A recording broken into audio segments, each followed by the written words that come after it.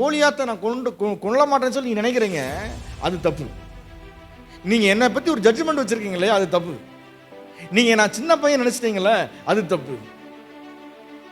எனக்கிட்ட வந்து military uniform போட்டா தான் சண்டை போடுவோம் நினைக்கிறீங்களே, இது தப்பு. ஆல்ரெடி ஐ ஆம் ட்ரைனிங் பர்சன். ஆல்ரெடி நான் ட்ரைனிங் எடுத்தவன்.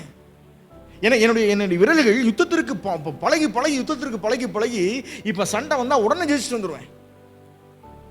என்னுடைய விரல்கள், என்னுடைய கைகளும் போருக்கும் யுத்தத்திற்கும் என்ன பண்ணுது, பழகினதுனால நான் ஈஸியா ஜெயிச்சிட முடியும்.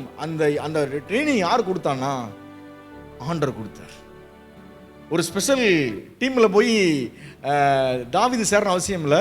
தாவீதே ஒரு ஸ்பெஷல் டீம் தான்.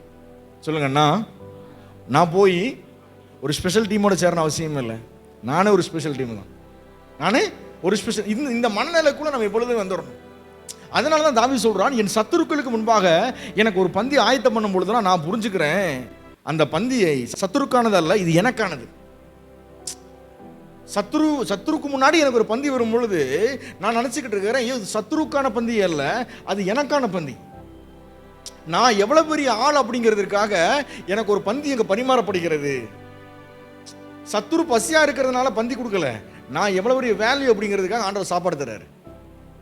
அல்லேலூயா. ஒவ்வொரு நாளும் காலையில இருந்து சொல்லுங்க, ஆண்டவரே, இந்த உலகத்தில் இருக்கிற மனிதர்கள், உம்மை புரிந்து கொள்ளாத மனிதர்கள், நான் ஆஸ்வதிக்கப்படும் பொழுது, நான் நல்ல உடை அணியும் பொழுது, நான் நல்ல உணவு இருந்தும் பொழுது, என் வாழ்க்கையில் நான் பொருளாதார உயர்வுகள் வரும் பொழுதெல்லாம் என் சத்துரு தோற்று போவதை குறித்து ஆண்டவர் என்னை பெருமைப்பட சொல்லல. ஆல்ரெடி நான் எப்பொழுதெல்லாம் உயர்கிறேனோ அப்பொழுதெல்லாம் ஒருவன் தோற்று போகிறான், அது சத்துரு. அல்லேலூயா. என்னுடைய புதிய ஆண்டவர் என்ன பண்றாரு, என்னுடைய மனநிலையை மாற்றி, இப்ப என்னுடைய கைகள் மட்டும் போருக்கு தயாராகல, என்னுடைய எண்ணங்கள் போருக்கு ஆல்ரெடி தயாராக இருக்கிறது. அல்லேலூயா. என்னுடைய எண்ணங்களும் என்னுடைய மனதும் போருக்கு தயாராக இருக்குது.